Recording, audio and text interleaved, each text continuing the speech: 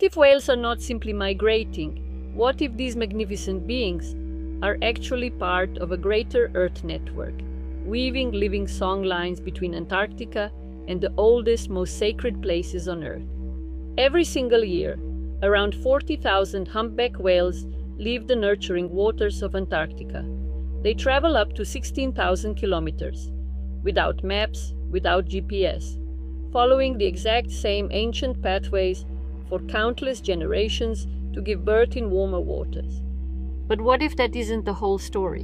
What if the whales are carrying ancient memories and forgotten history, stored in the ice of Antarctica, amplified by pyramid-shaped mountains rising above it, and delivered with extraordinary precision to some of the most sacred places on this earth? Over the past few years, a series of extraordinary personal experiences led me to ask a question I never expected. Are these whales actively remembering and encouraging us to remember? Welcome back to Sacred New Earth. Whales on their yearly missions do not all travel to the same destination. Some journey toward the coasts of South America, others to Africa, New Zealand, and the islands of the South Pacific. Here in Australia, two great populations make their own remarkable pilgrimages. One follows the eastern coastline towards Queensland. The other, the population I have come to know, travels along the western coast before reaching the warm, sheltered waters of the Kimberley. Many travel between 5,000 and 8,000 kilometers in a single direction, returning south again at the end of the season, an annual round journey of up to 16,000 kilometers, unfolding over 5 to 6 months. It is one of the longest migrations undertaken by any mammal on Earth, and they have been doing this for millions of years. I live near the ocean here in southwestern Australia. They travel just a few kilometers from my home, and often, especially in the quiet nighttime, I can hear their songs and whispering. Every whale season, you feel it before you see it. Something shifts in the air, the tone, the signal changes quality somehow. We often go to our sacred place on the coast to greet them, and they come every single time, without fail, showing us their jumps, magnificent presence, patient floating through the waters and their little ones. I will take you to that living journey soon, so you will get to be part of it too. This sacred place sits where great red rock meets turquoise water. Formations in the stone feel like the land structures in name and shape. We go there with respect, do a small ceremony, and get still, talking about their magnificent presence. If you ever have the chance to look into a whale's eye, you will know exactly what I mean. Timeless, steady, deep. It's as though they remember times before time itself. The whales come close there, sometimes meters from the shore, and every single time they are near, something happens. The precise and very telling synchronicities multiply. Surroundings become even more radiant and beautiful. We experience a shift within our consciousness. The communication channel is on, our conversations can start. And boy, do they have a story to tell. Those small nudges of nature, the way life speaks in its own language, all of it becomes loud and clear, like a radio suddenly finding its signal.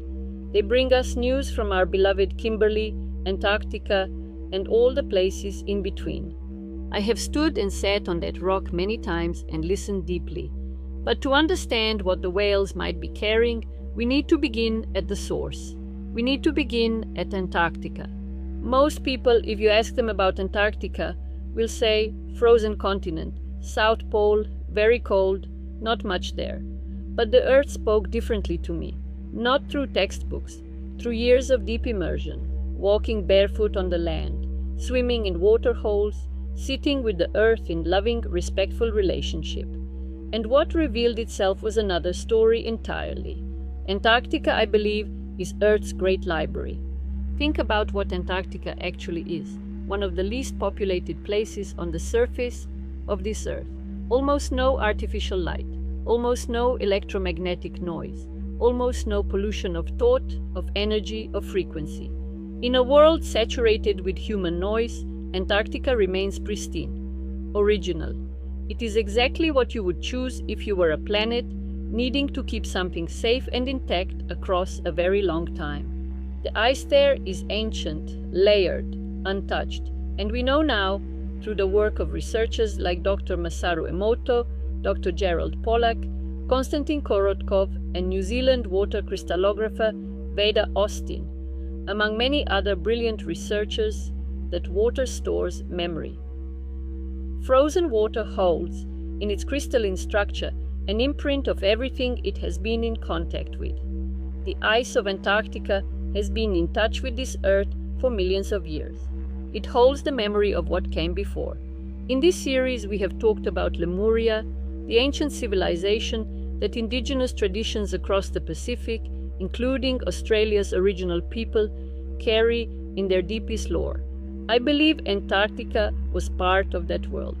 I believe the memories of those ancient symbiotic civilizations advanced not in machines and production, but in the heart, in the understanding of life, are stored in those layers of ice, not as metaphor, as fact. And then there are the pyramids. There are documented pyramid-shaped mountain peaks in Antarctica called nunataks. One in particular is widely discussed, with some researchers suggesting it may be artificial, whether shaped by human hands, other beings, or natural forces. The shape itself does what pyramid shapes always do. They amplify, they transmit, they broadcast, and they burst with life force. Not tombs, but life boosters. The Bosnian Pyramids founder, Dr. Semir Osmanagic, among other researchers, has measured this in documented, repeatable ways. Energy beams, ultrasound frequencies, underground water channels.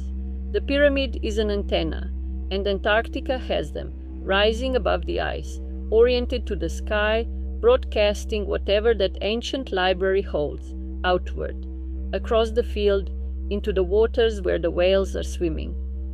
We have a library, we have broadcasting system and amplifiers, and we have the most extraordinary organic living messengers on this planet traveling yearly to collect and deliver.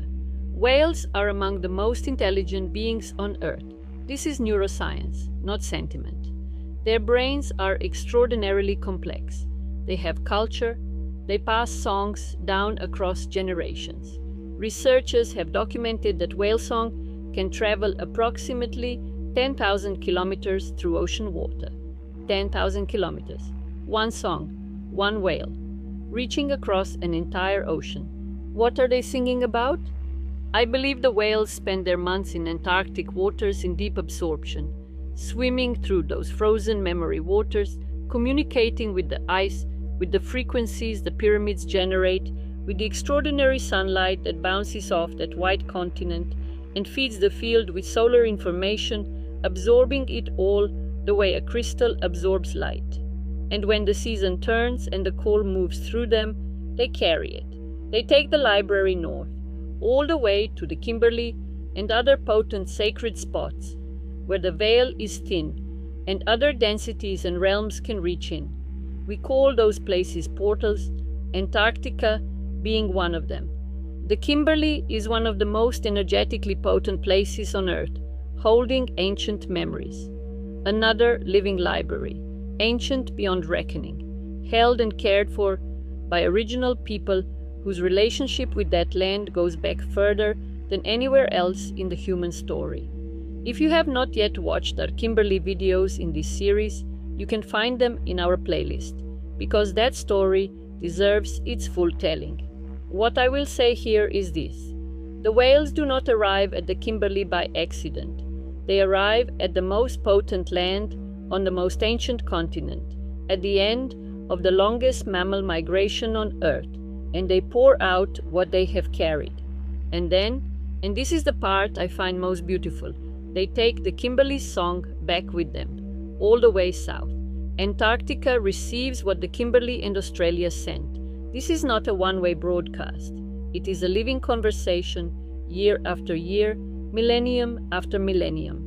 Western culture has known about ley lines and dragon lines, pathways of earth energy crossing the land. Original culture of Australia speaks of songlines, and I want to sit with that word for a moment. not sound or energetic lines. Songlines. What is the difference between a sound and a song? A sound carries frequency. A song carries a story. It has meaning, purpose, memory woven into it. The original tradition understood that the land itself sings, that the pathways crossing this continent are not merely energetic highways, but living narratives. The mountains, the waterholes, the sacred sites along the way. They are verses in an ongoing story that the earth tells about herself. And what do the whales carry? Not just sound. Song, story, memory. The earth's own narrative, her memories of ancient civilizations moving between her most ancient places, tended by beings whose intelligence we are only beginning to appreciate. Passing, along the way, places like our rock on the coast, crystal and mineral-rich coastlines, where those of us who have learned to get quiet enough can feel the thread and catch a word or two of what is being sung. In early 2025, we organized Dr. Semir's Osmanagic 7-day Australian tour. Perth to Brisbane, 4 cities and Byron Bay, an extraordinary week. In the New South Wales hinterland, researchers Stephen and Evan Strong met us and took us to see the Gosford glyphs, ancient rock carvings that have fascinated and divided historians for decades. Among them, one that caught my eye, a simple zigzag line. Stephen mentioned almost in passing that this is the Egyptian hieroglyph for water. Around the same time, Veda Austin, the New Zealand water crystallographer I mentioned earlier, was on an Australian tour. After dropping Samir at Brisbane Airport, we stopped for coffee on the Gold Coast. I opened my phone. Veda was speaking at a venue 2 hours away. That same day, 1 ticket left. I got it. And somehow, in the room, I ended up seated beside her and had a lovely connection and chat. By that time, I was pretty familiar with her work and had been doing her crystallography technique for quite some time, as he had obtained a water sample from Antarctica, actual Antarctic water, frozen it using her crystallography method. And the crystal that formed showed that same zigzag, the Egyptian hieroglyph for water, expressed spontaneously by water from Antarctica. Let me show you some beautiful examples of water showing us its consciousness and its creative and communication abilities. The procedure is, you put a picture or object underneath or close to a petri dish filled with a few millimeters of water. Then you freeze it for a certain amount of time. You can learn the whole procedure at Veda Austin's website, link below. So, here are my samples. This is a deck of cards I put underneath. The result is clear.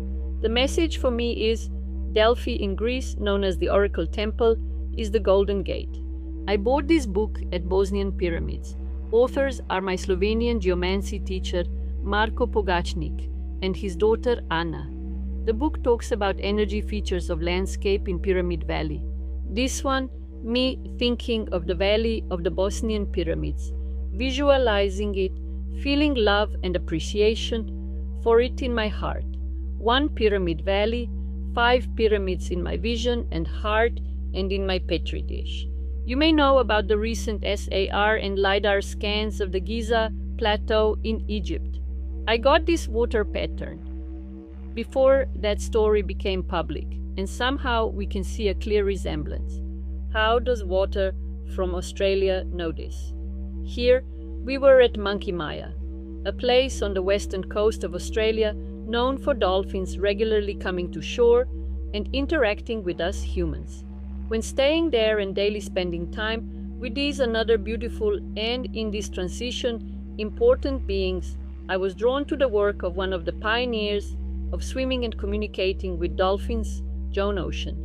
A few days after this image came to life, I discovered Joan's website with this image as the main picture. This is me imagining and feeling love for our home back home, the mysterious and sacred pyramid-shaped Mountain Ertani. The water knows how a pyramid radiates out. And this is a sample of water from underneath the Western Australian town of Exmouth, another sacred place where whales pass.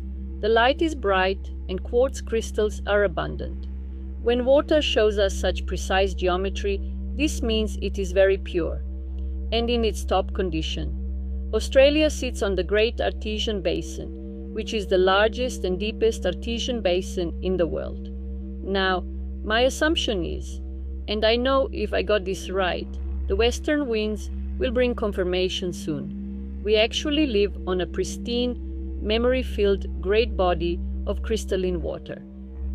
I will touch on this in some future stories in depth. So, with the understanding that water is more than the tasteless, colorless liquid we were told it is, let us journey back to Antarctica on the backs of the great humpbacks. Antarctica knows all of this. Its ice and saline waters know the universal language, and ancient, developed, heart-centered civilizations like Lemuria knew it too.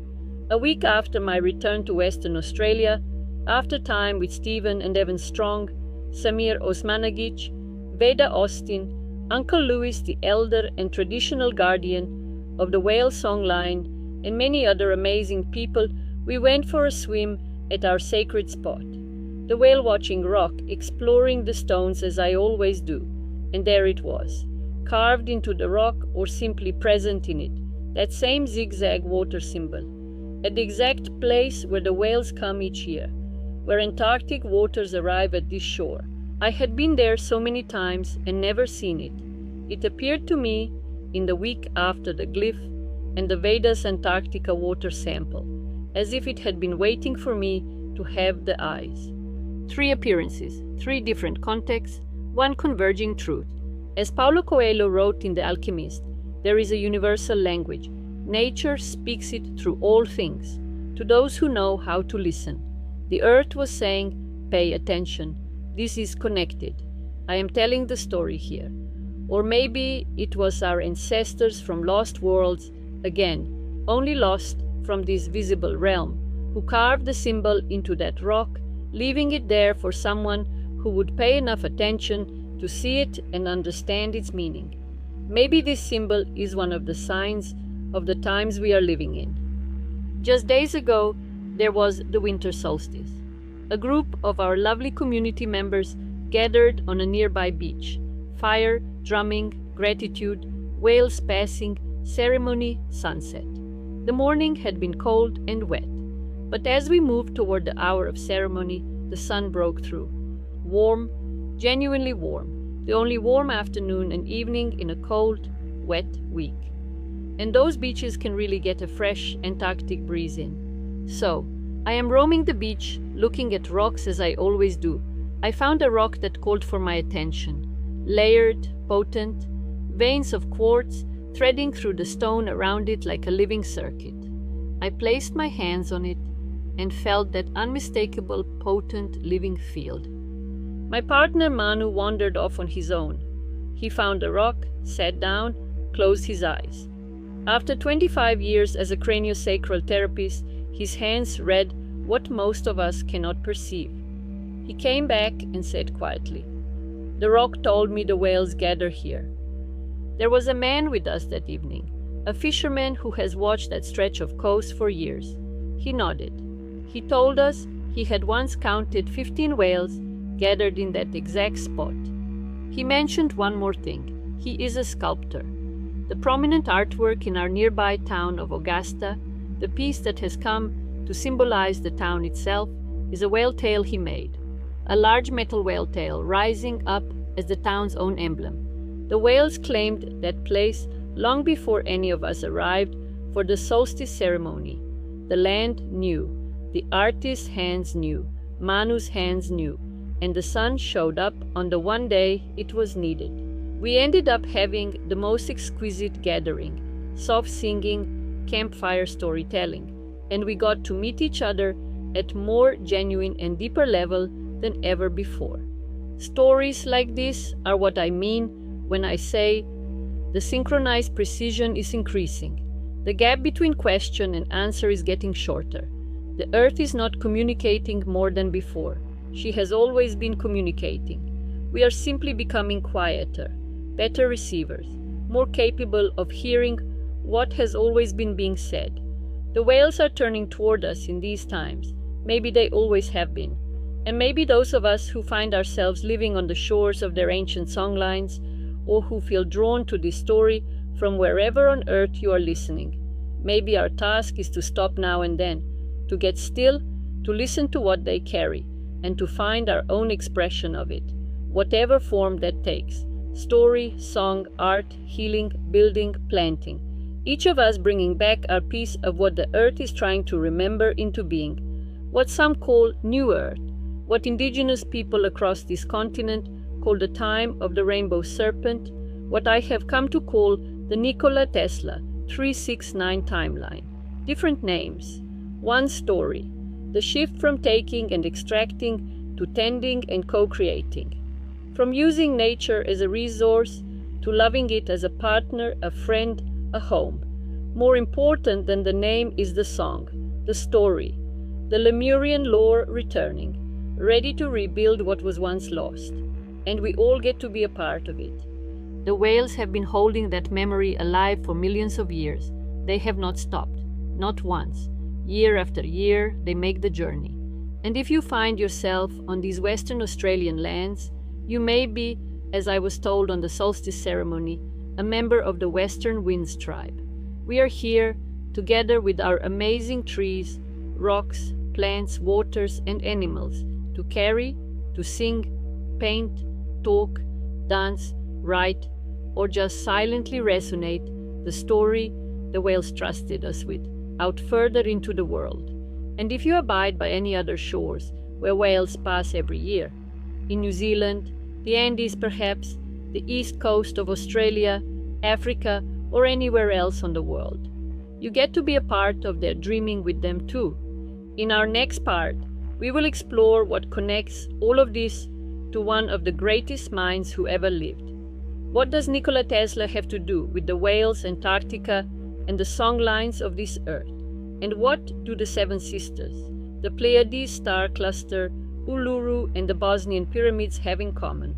The Lemurian lore and reality is returning, and that is a game changer for this earth, for us, and for our society. And I know if you are part of this, you feel and know this deeply within your bones, and it has been brewing for some time already. I am only the one who gets to read this story out loud. If this story has moved something in you, I would love to hear about it in the comments. Have you felt the whales? Have you lived on the shores of their pathways? Do you have your own piece of this story? From wherever on earth you are, share it. We are building something together here.